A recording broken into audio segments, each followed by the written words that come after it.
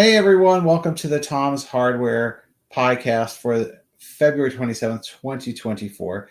As always, I'm Tom's Hardware Editor-in-Chief Avery Pelch, joined by Associate Editor Les Pounder.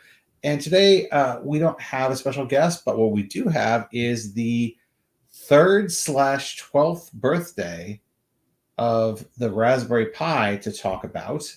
Yep. Because the Raspberry Pi debuted on February 29th, 2012. Is that right? Yep. So, so Les has been doing Raspberry Pi stuff since the very beginning. So he's got a huge array, a museum of Raspberry Pis. So Yep. Les, tell everybody, how did you get started? How did you get started with Raspberry Pi? Right. It all starts with this Pi here. So this is the original Raspberry Pi Model B with 256 meg of RAM, not 512. That's that revision there. Single core processor, 700 megahertz. Not the fastest thing in the world, but it was cheap. It was like 30 to 35 pounds in the UK. And I got this on February 29th. In fact, I can say I bought this on February 29th at about 6 a.m. UK time. That was when a DDoS of Raspberry Pi fans was happening to all the suppliers at the time, which was Element 14 and RS Components, that sort of thing. We manually DDoS the sites to get access to these boards. It was so popular because it was so cheap. Nothing malicious. We were just really eager to get our hands on this. So I paid the money, and you think like in the day now, like Amazon, it arrived the next day. No, it took about 2.5 months to arrive. And when I got it, it was a tiny Linux computer. So yeah, SD card on the bottom there to put your OS on. 2 USB ports, really slow Ethernet, no Wi-Fi, but there is a camera port and a display port, so you can use the official camera and display on this.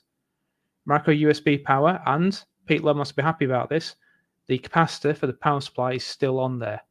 Everyone broke them off. Because when you put the power supply in, you naturally do this, and you knock that capacitor off. But anyway, when I got this, I put Raspberry Pi OS as it was, so Raspbian on this, and I booted up, and it was a tiny Linux computer, and I could do lots of whiz-bang stuff. I could do stuff in the terminal. I could go online with it. But it was these things just here. So let's get that a bit closer to the shot. Those things there, 26-pin GPIO that intrigued me. But I didn't know what I was doing with these at the time. About a year previously, I dabbled with Arduino Unos. And I was learning how to mess around and write code for those, and it didn't stick. It wasn't until I used Python with GPIO that it actually stuck in my brain to say, right, I can write code to control these pins to do whatever I want, to plug in sensors, to make buttons react to how I press them, make LEDs turn on, that sort of thing. And it starts from this little board. And yes, I did put it in a drawer and leave it for a while. And yes, I did turn it into a media center. Those are all the common things that we did with Pis back in the day. And I saw Raspberry Pis for the first time at Manchester Raspberry Jam. So I'm based in the UK. Manchester's 2 cities over from me. And I saw these little boards being used to become media centers, to become an interesting one where someone hacked it to go into a phone, a VoIP phone. I won't name who the person was, but it was hacked into a VoIP phone to monitor calls on a network. And it's a well-known hacker, I can say. But that was the power of this little board at the time, 30 quid, and you could build elaborate projects. So that was day one. That's the first one that came out. Then they said, hey, guess what? For the same price, you can get double the RAM. And so the 512 model was born, and there it is, right there. Banana for pointing for this time. And it just gave you a bit more RAM. What did you do with the, I guess that's an AV port? Yeah, the composite port, yeah. Literally, that was video out. And it was a really low-res video connection. So I think it was like 640 by 480 or standard TV definition. Is it 512? Can't remember. No, the exact resolution. It was poor, the video quality, but you could plug it into analog TVs. So you could plug it into, we had a 14-inch Nokia TV at the makerspace. We plugged it into that because we didn't have a monitor to plug into. And we got a black and white desktop, just like the 1980s when I was learning to code. And we could use it from that. It works okay. We had standard audio, analog audio. Just say, let's use a banana. You can see that there. There we go. But audio output. You could just have used HDMI, right? It's just only for an old TV that doesn't have HDMI. Yeah. Be a benefit.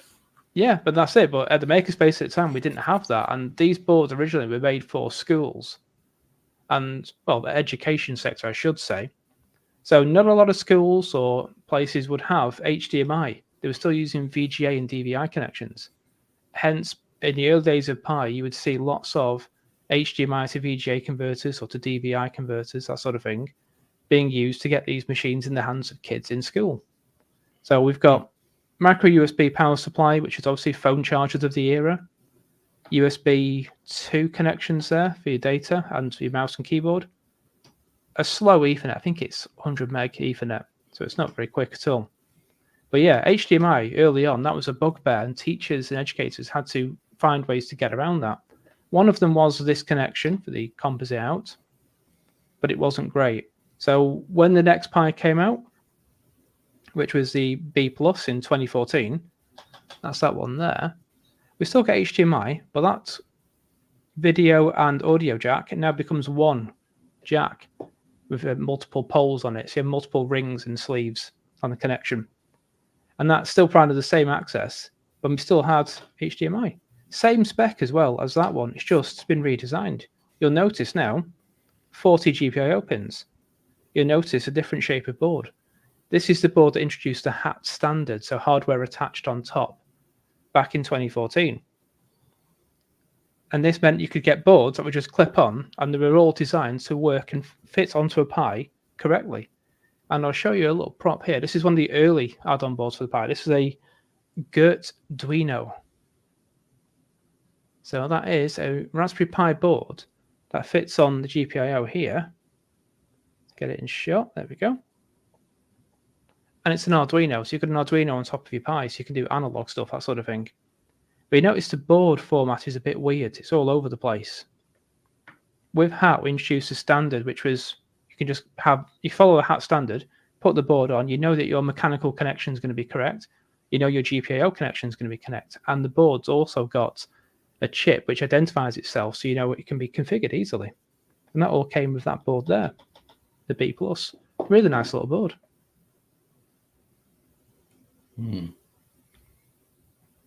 So at what point did they switch from full size SD to micro SD? B+. So there we have, flipped over a B+. There's a micro SD connection. And on the original Pi, full size SD. Now that would stick out as well. So stick out, say, another half an inch over the board, which did lead to some damage to SD cards. In the early days of Pi Academy, we'd have Pis that would drop off a table and they just fall off, land like that, and damage your SD card, and that's your work lost. With these ones, it stuck in, stuck out a little bit, but not too far, so you should be okay there. And if I remember rightly, I'm just going to get a card to test. It has a push-push system on this one. Let me just double check. Not easy doing this on camera. Yeah. So push-push, which everyone would forget about. And now later Pi, so there's a Pi 5, which has already got one in actually. It's push-pull with a connection for the SD card. So you can't push it to eject it. That was a big change. It sounds like a really small thing, and in essence it is really. But it fooled a lot of people because it would pull the card out by accident or eject the card halfway across the room. Right. Beer Goggler says, thanks for that. 720 by 576 at 50 for PAL. Cheers. Yeah. And you're very true. You won't find many monitors of composite in those days, but yeah, schools would have monitors with TVs with that, but not many monitors. Yeah, they'd have DVI or VGA. Yep. Although I suppose if you were trying to make a retro system and you had a retro TV, maybe that would be good? I don't know. Yeah, some of the early hacks involved reverse cameras, so parking cameras for cars, and they would just tear out the analog components from that and connect up a Pi directly to it, and you have a tiny 4-inch screen to do RetroPie stuff with. Interesting. That was fun. So then after the B plus, was it on to the 2B?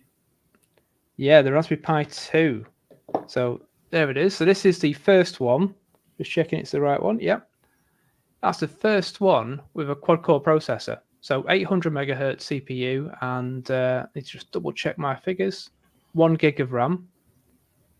This is pretty much the start of the modern day Pi. So we've got the same form factor as the B plus. It's identical. Same hat, same ports, everything. You just got a faster processor and more RAM.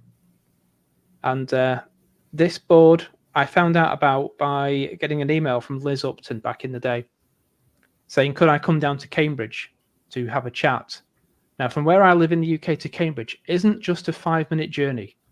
It's like a half a day to get there. So I had to ask what it was all about. So it was all early days, NDAs, embargoes, and being told that there's a new model of Pi coming out. And I got 10 minutes to play around with this Pi and then to have an interview with Eben and Liz to talk about this new Pi. And then this one came in the post to me. But fantastic little board. The quad-core processor of that time just gave us a hell of a lot more power to play with. And we also had more RAM with 1 gig of RAM. So we had a really powerful little Pi to play with. More USB ports, just like the B+. More RAM, more CPU. It was just a great experience. And it just was the beginning of a Pi as a desktop computer. Whereas now, going down to Pi 5, let's use the banana. Pi 5, you could use that as a desktop. You could give that to your parents, and they could surf and do emails and that sort of thing quite happily. Yeah, probably. My mom is very picky, but... So, Salman, you've got a good question. The A series are a very strange shape form factor. Is there a reason for that? It's really just cost. Let's see, they've got the A's over here. I'm going to skip forward a little bit. The A's, they've reduced down, so there's not as many USB ports. There's no Ethernet. So if you don't need those connections on the board, why have a massive board for it? Just chop it down, make it cheaper. You can get more of these on a panel. So yeah, so the original Model A looked very much like, just move your question out of the way, sorry, Salman. Looked very much like the original Pi, the original Model A, because that's a Model B. The Model A just had less USB ports, no Ethernet port.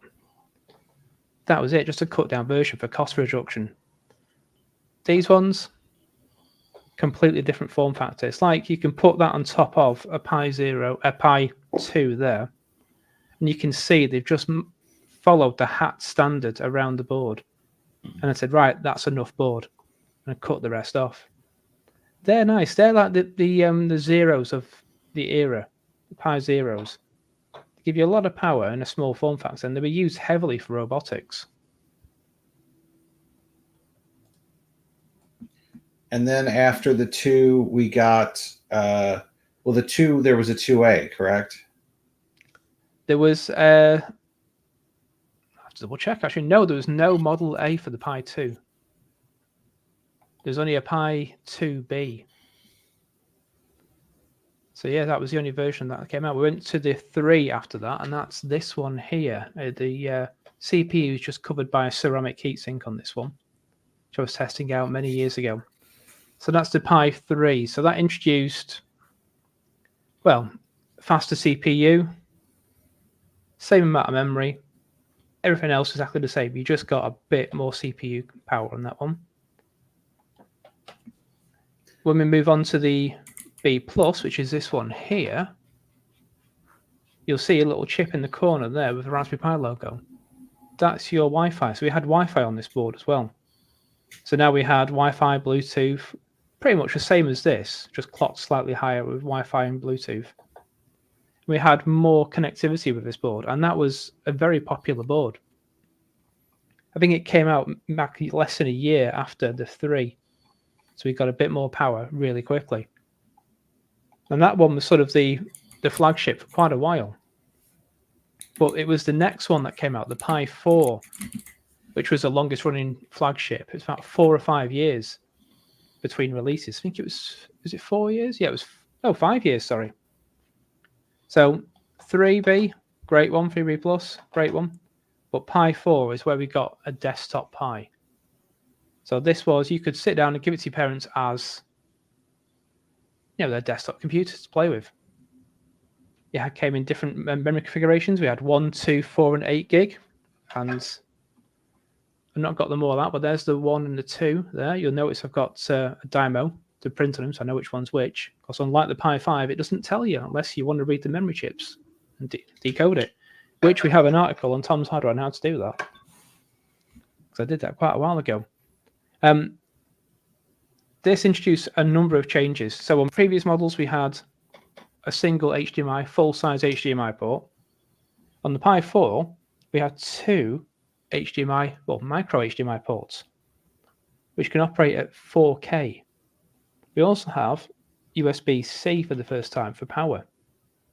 In the past, it's always been micro USB, but as laptops, as phones become different connections, different power requirements, micro USB is now going out of fashion, and USB-C and that sort of thing is becoming the new thing. So we have super duper speedy Pi, gigabit Ethernet. In fact, as mentioned, the 3B Plus had faster Ethernet than the 3, but it wasn't gigabit. It was still slightly running short of that because it would run the internet, the network connection through a USB hub there, which would cause some slowdown. But with this one, we've got gigabit Ethernet, Pi 4. We've got USB 3, got USB 2, micro HDMI, USB-C power, and we've still got the same 40-pin GPIO, which started with this board here, B+. But we also get some more pins. We look just there, just next to where it says 4 gig. We've got 4 pins. Those are PoE headers, power over Ethernet. And with those and a compatible hat, we could power the Pi from a PoE connection from our switch.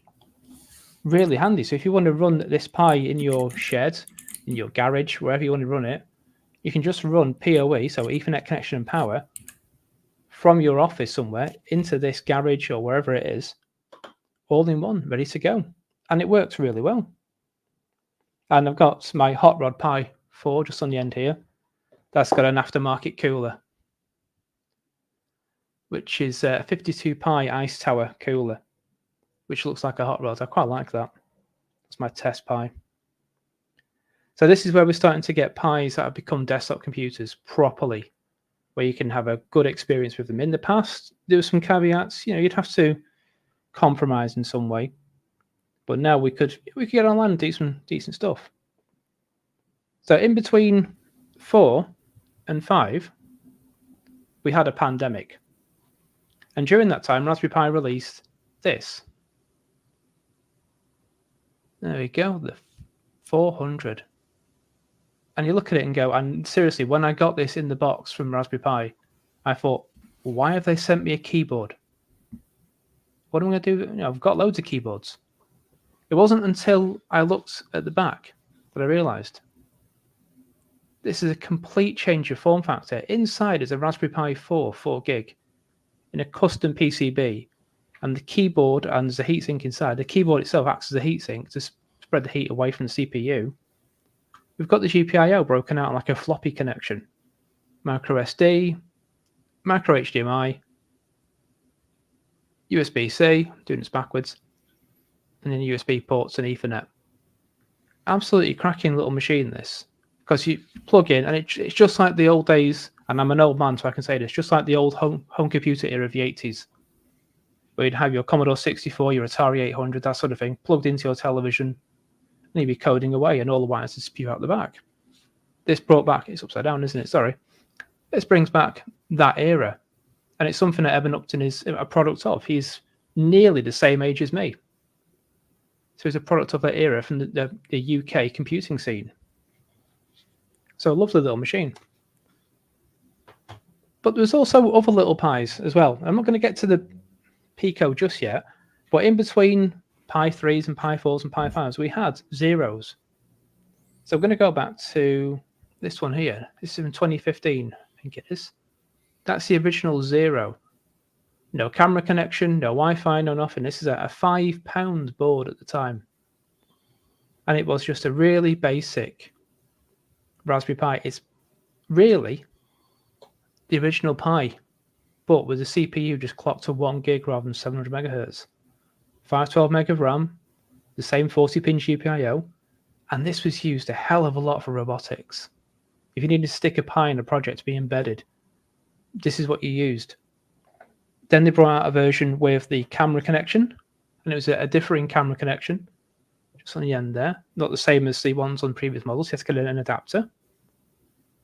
So, yeah, a little bit more money for that, but it wasn't until the Zero W came out, which has that tiny little chip there, is Wi-Fi, and it's an on-board aerial. And that was about £10, and that brought Wi-Fi to this tiny form factor. And again, robotics, and Bluetooth as well. Robotics, Pi Wars, that sort of thing. Machines were built with this. Great little board. Yeah, I gave them 1 year as holiday presents to everyone on Tom's Hardware. This was before you started, Les. I gave everybody Pi Zero Ws. Micro Center around here, which is a great store in the US to buy Raspberry Pis, used to sell the W for $5, actually cheaper than it's supposed to be. Nice. But you could only buy one at a time. So I had to go back there many times or had other people go for me. You know, and I'd get them and then I would like format it with Raspberry Pi OS. And then I'd put like a video greeting on each person's desktop and tell them that they just see their video greeting, they had to boot it. So cool. That's a good idea, that holiday thing for them. But anyway, yeah, I mean it's so small. It's such a great form factor. It is. They carried on the form factor with the Zero 2W, which is this one here. Just pointing with the banana. This is really a Pi 3, so one of these here, but with half as much RAM. So that's got a gig. This has got 512 meg of RAM. Same form factor as previous Zeros. You just get a faster CPU. So this was unobtainium for quite a while. It was really difficult to get hold of. Well, people who got hold of it were putting it in all sorts of projects, robots, retro gaming stuff. I've got one in this thing here, the GPI case 2W from Retro Flag. So the actual 02W goes in there. And it runs everything up to, I can get some Neo Geo games running quite well. N64 is a bit of a stretch. PlayStation I can get some working, some of the easy ones. Crash Bandicoot will work, no problem. But yeah, that's a 02W inside there. So that was during the pandemic. And then we came out of the pandemic and life was returning to normal, air quotes. And we have Pi 5. So we had a gap of about 4.5, 5 years between the Pi 4 and the Pi 5. And this came out last October.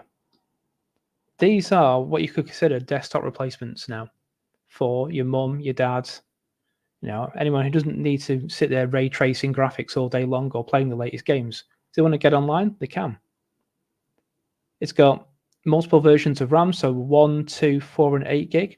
4 and 8 are available on launch. 1 and 2 are coming out soon, we've been told. And it has a nice little resistor mark on there to tell you which one you've got, which is quite handy for me because I've got loads of these now. Same micro HDMI ports as the Pi 4, same USB-C.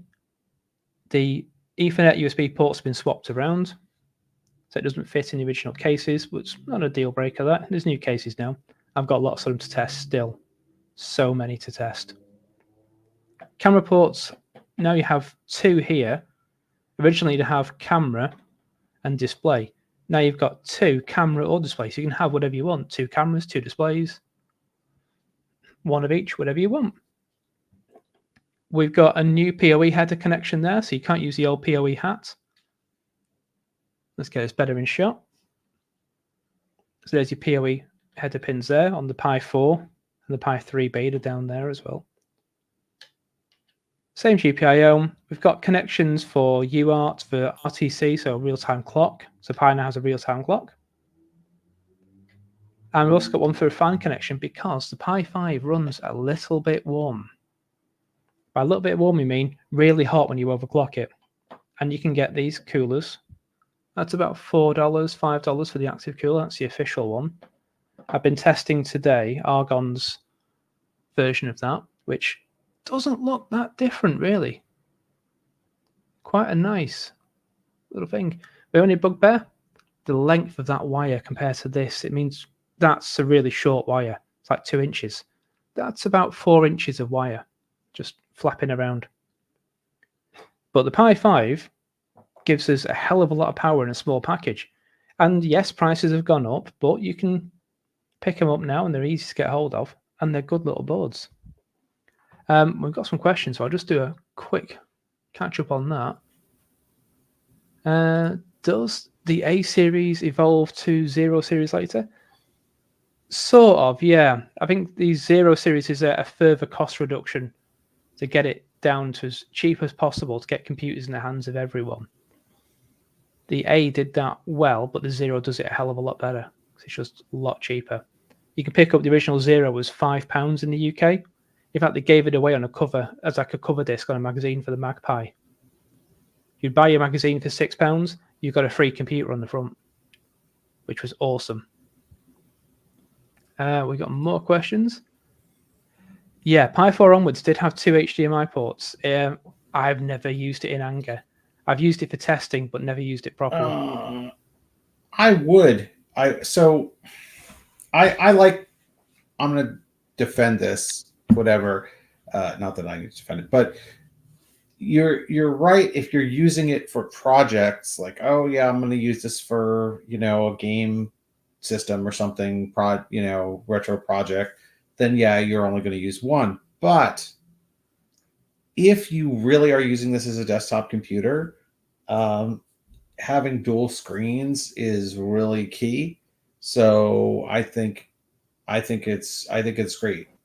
I think it's great that it has it, because that's like, I can't have a computer that only does one screen. So I think it's really good, but I mean, I guess it depends on what you're using your Pi for. Yeah. No pun intended. Like what you're using your Pi to do. So if you're using it as a desktop, then and you've got multiple monitors, which is easy to have and cheap, then, and I recommend everybody get multiple monitors for their main computer. I have 4 and it's not enough. So yeah, so I think having 2 is good. So yeah, I'm the opposite. This is where we differ, Avram, because I've only got the one monitor, and I work with just multiple dialog boxes open and windows open, that sort of thing.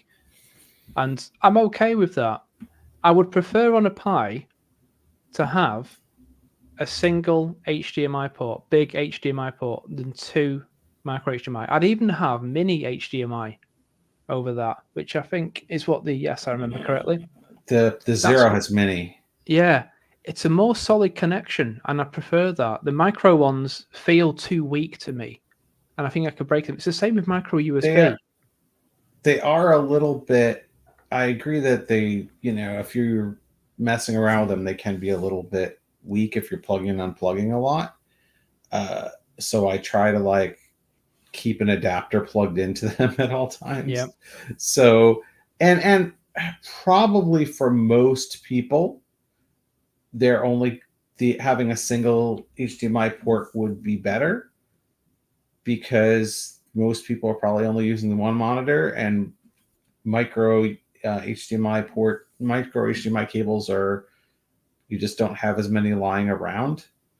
I mean, you can get them fairly easily, but you have to get them. Whereas most people probably have a drawer full of regular HDMI cables. So, it's pluses and minuses. I like having the functionality, but I agree that I don't actually use the functionality that much. So with Pi 5, because now it's more of a lightweight desktop replacement, you can sort of say now, yeah, you should really get 2 screens for this. and two 1080p screens would be absolutely fine for this. It'd run really well, and you get a hell of a lot of work done with your Pi, and it wouldn't use a lot of electricity, he tries to say. I mean, there's other ways that Raspberry Pi could theoretically do that without having to.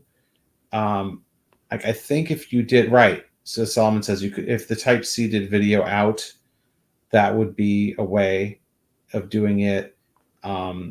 DisplayPort, although you'd need an MST dock, so that would make it expensive. But if it used DisplayPort instead of HDMI, I believe you could do.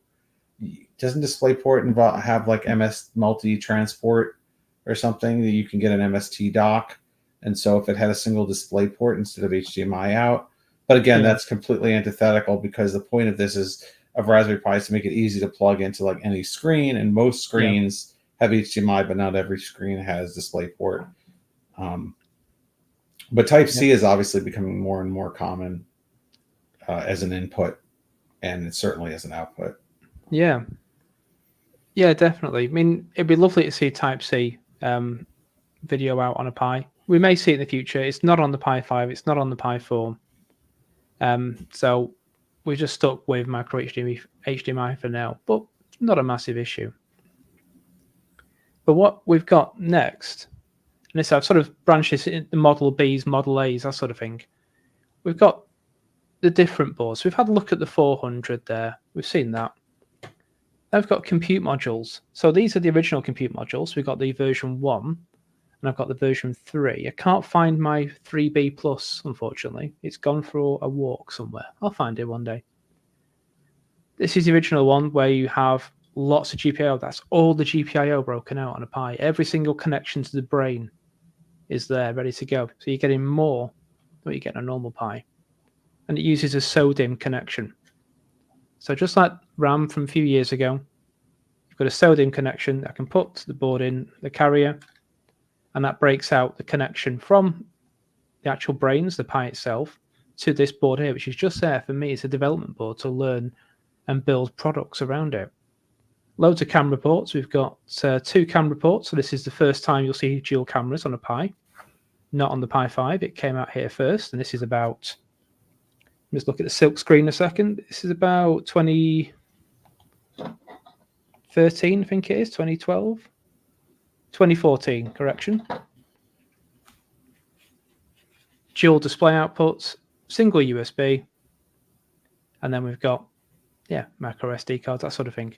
And this is there to develop your products. So you can then develop your products that have a custom PCB. As long as you've got that connection for the SODIMM there, you can take it out, which isn't working right now, but I'll do it another time. You take that out, put it in your custom PCB, and it's now got the power of Raspberry Pi. So there's a camera developed, I think Otto, I think the camera was called. NEC used compute modules in this fashion in their televisions. That's compute module 3, so that's a Pi 3B in that form factor. And then we move on to the compute module 4. You'll see it's a completely different breakout board now, because the compute module 4 is no longer a SODIMM. It's got its own dual connections there, low and high speed ones.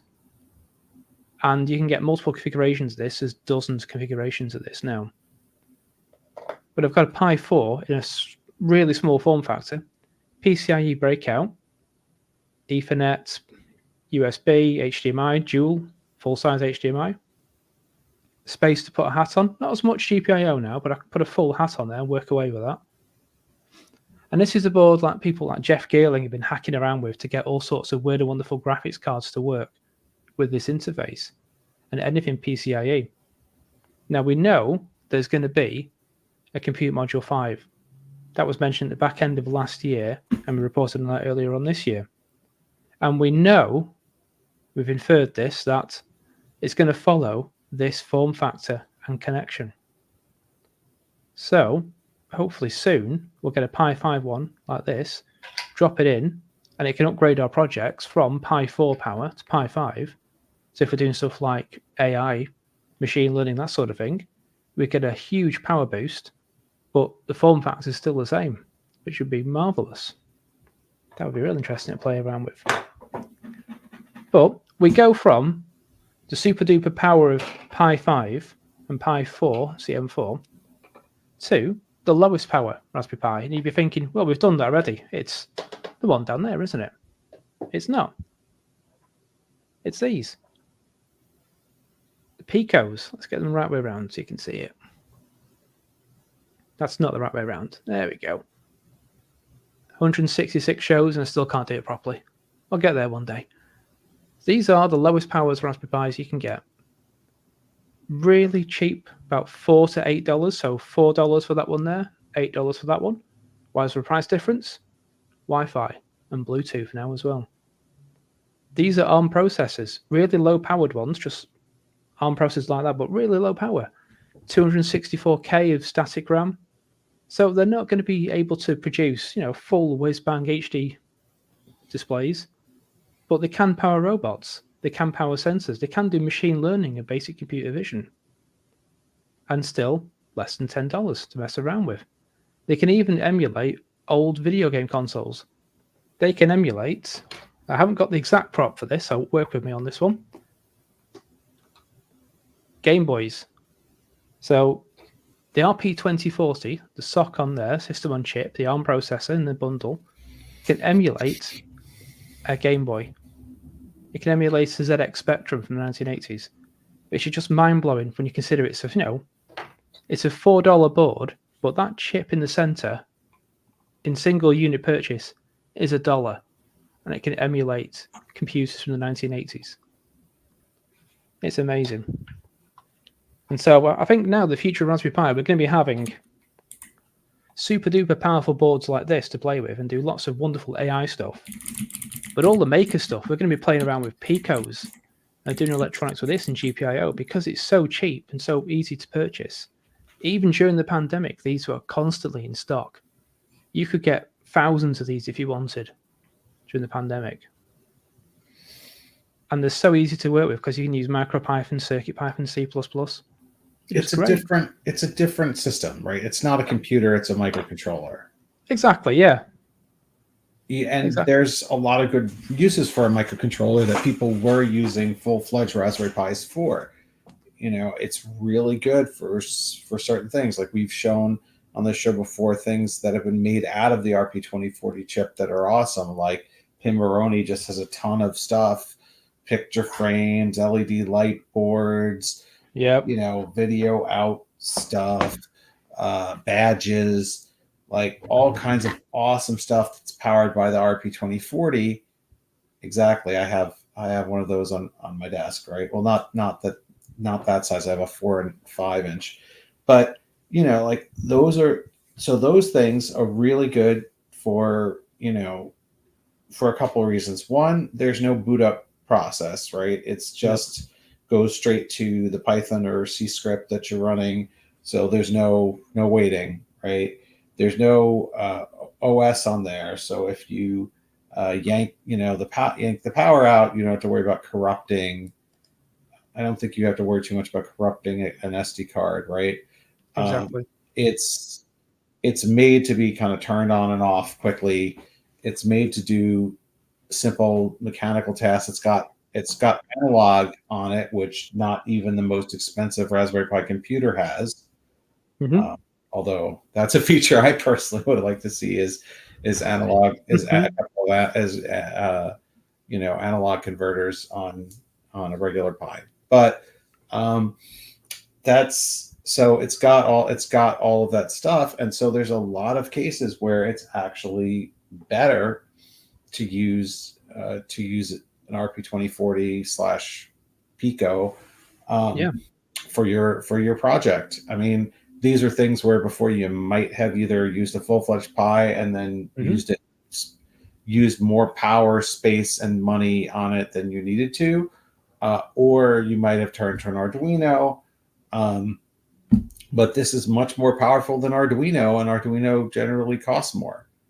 Yeah. Right? I mean, you're getting more storage, more RAM, and a faster processor than an Uno R3, right? And then Uno R4, I guess, is a little bit Yeah, the R4 muddies the water because that's a little bit more powerful. And you've got the R4 Wi-Fi, which now brings Wi-Fi and Bluetooth to the form factor.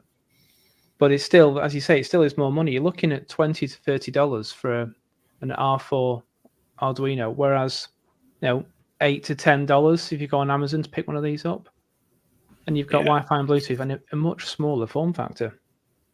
Yep. So there's a lot.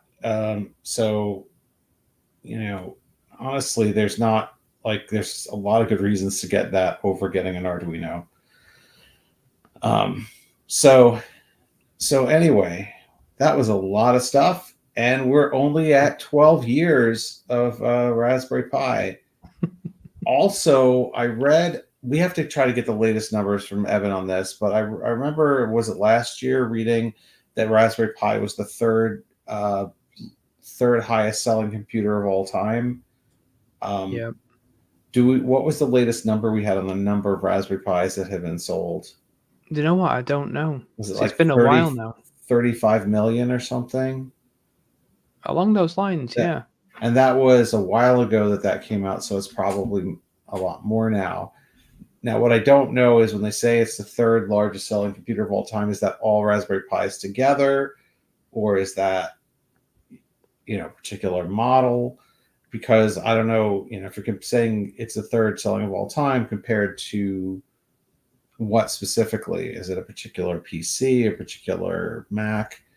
I want to say it was Commodore 64 that was the best-selling computer for a long time.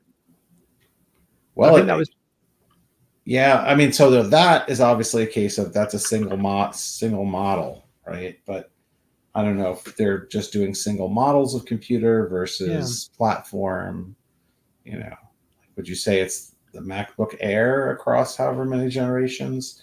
So anyway, I don't know, but whatever the basis for that number is, the Raspberry Pi has been around a fair amount of time and is one of the most popular computers in the world. So, anytime people tell you, hey, this is a niche product for makers or something like that, well, it outsold a lot of other products. Well, yeah, I mean, so there's no basis in this I can verify at the moment, but looking on Wikipedia, Commodore 64 sold 17 million units. So Pi now, we could say, sold double that from what we know of. Yep. Yeah. Although nobody's buying the Commodore 64 anymore. You're asking the wrong man. Nobody's buying a new model of it anymore. No, they're not, but it's still insanely popular just because of the chips inside it. So going off on a very quick tangent, the sound interface chips, the SID chips, are highly prized for their sound for the early models of Commodore 64. And you'll see Commodore 64s on eBay going for a couple of $100 just because people want these early chips. So if you have one, you can make some money on eBay. I guess we've been talking a while. Thank you everybody for watching and listening. We'll be back next week, hopefully with a special guest, and at the usual time of 2 p.m. Eastern, 7 p.m. UK time, and we will talk to you all then. Bye, everyone.